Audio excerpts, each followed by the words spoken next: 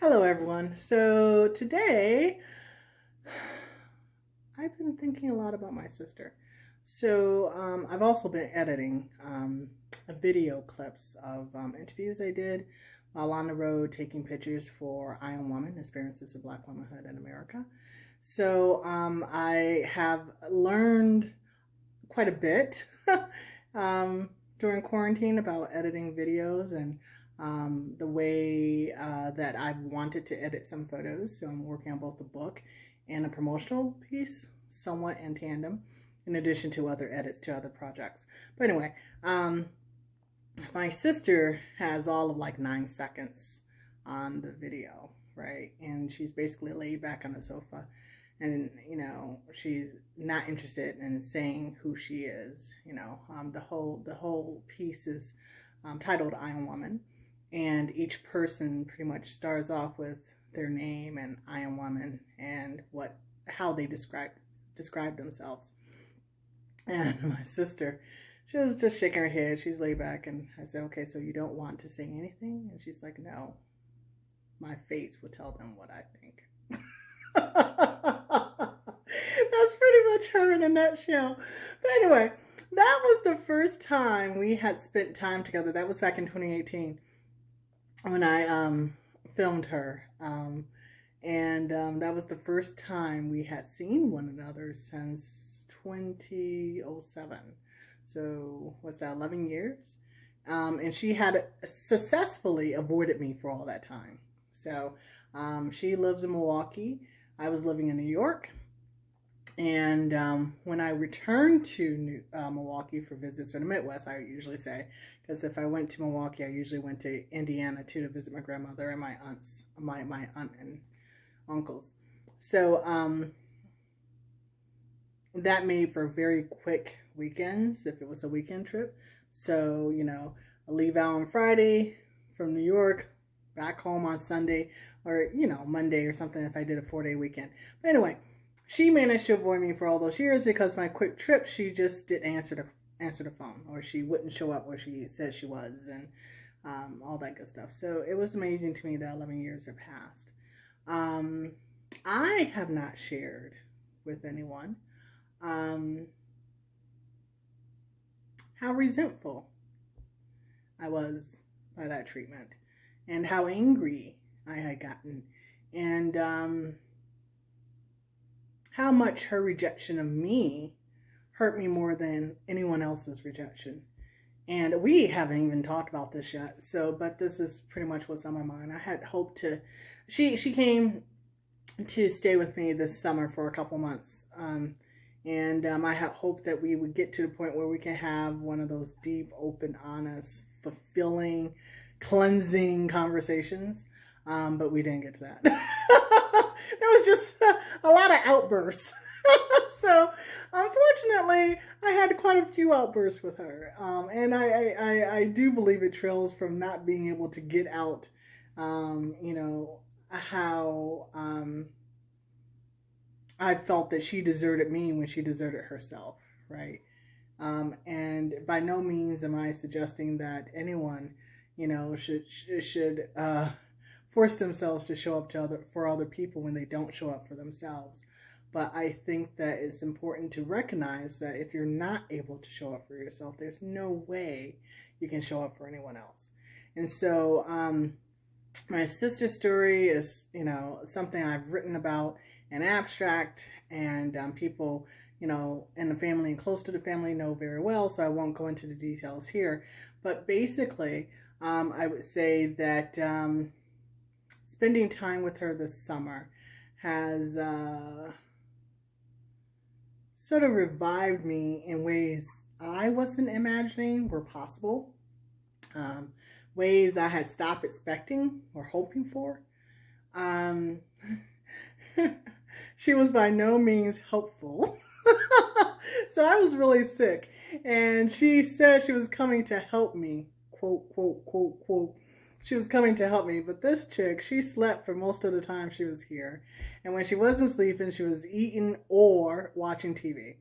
And had the nerve to act like she was asleep when I walked into the room. If she heard my footsteps in the hallway, suddenly she'll start snoring. I'm like, ain't this a bitch?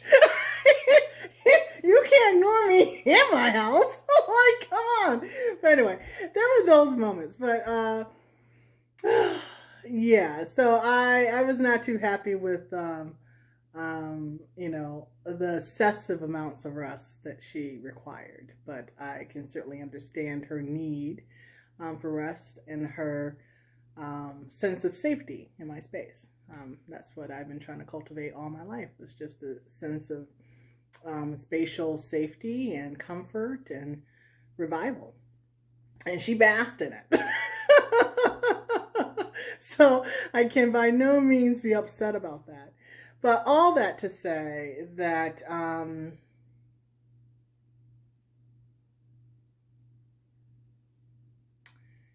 I find myself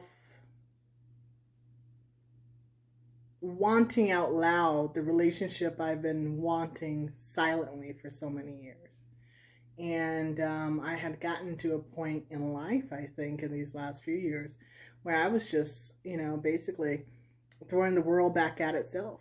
It's like, okay, if I'm going to be here and be by myself, if I'm going to, pursue solitude, because obviously I've been kicked to the curb by absolutely everybody and everything, then I'm going to pursue my own company with some satisfaction and some appreciation, And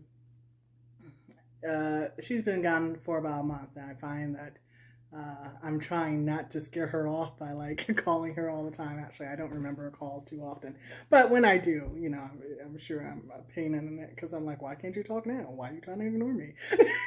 What's going on? The trauma, it never ceases. It's always there in layers. But I was just thinking about in My God and Me, I had written a story about an old friend I met, like, at this point 20 years ago, but at that point that I wrote it, we had been friends for maybe a decade or so, and we were drifting apart. That was the beginning of our drift, and I had put in there in the piece that I wrote about her that I recognized that we were drifting apart, but I was holding on because I knew she needed a friend. And I think she read that and sort of took a negative connotation from it, because after that we didn't really hear from her. She started ignoring my calls too. But in my mind, what was implied was that basically, we seek out the things that we know we need ourselves, right? And we offer the things that we know we need ourselves. And if I am offering to be a friend to someone, if I'm offering to be a support to someone, it's implied in my offer and my awareness that I need the same, right?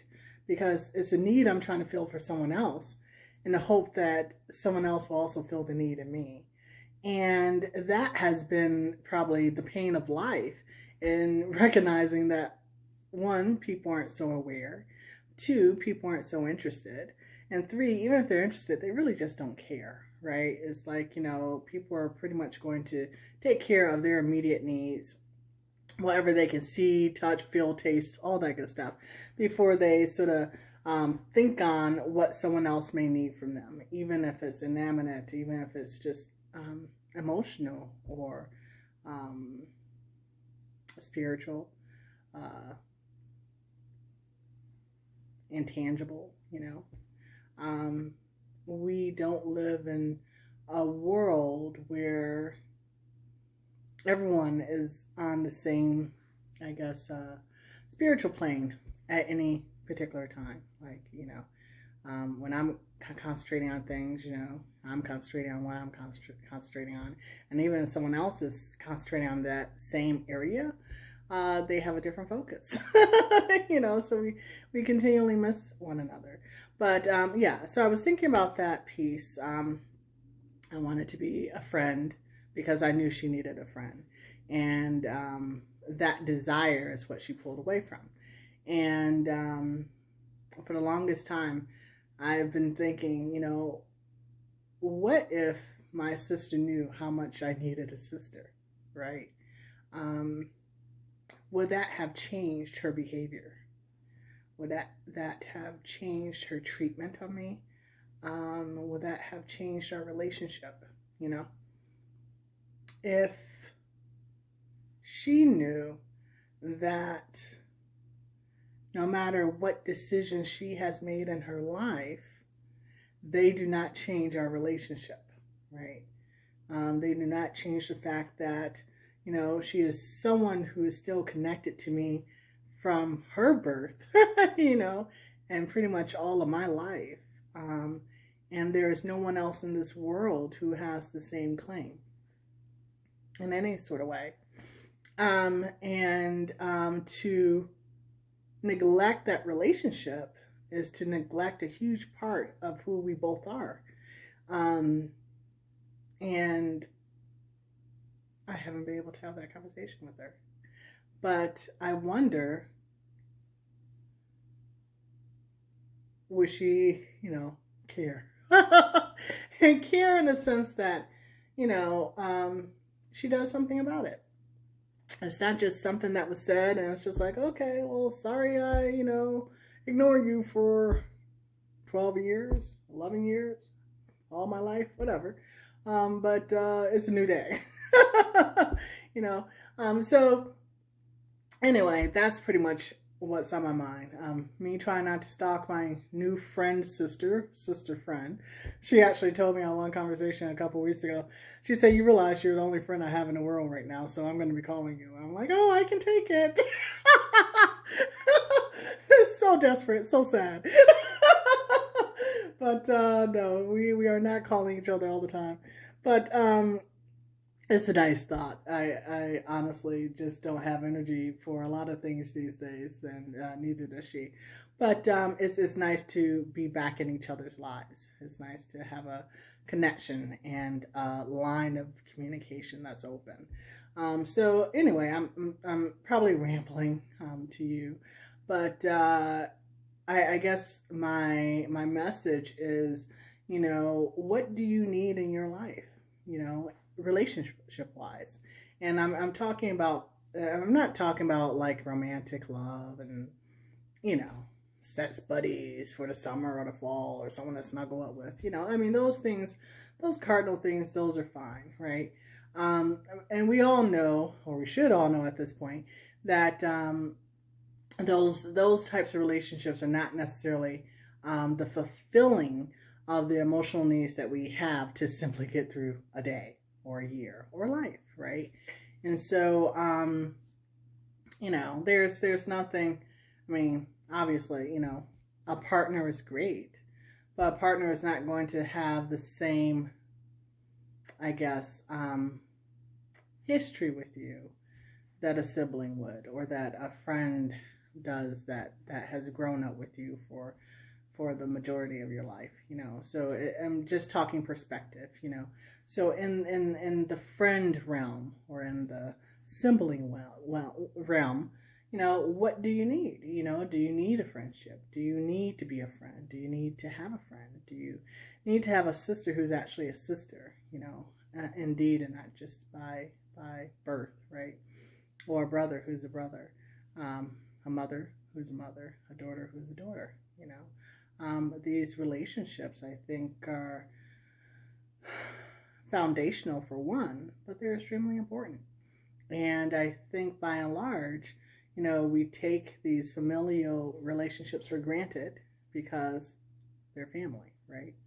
And we think they'll always be there. But as a person who has lost all her siblings except for this one sister who's left, I started off with four.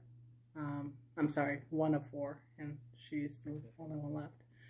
And her parents and three of her four grandparents. Life can get lonely real fast. So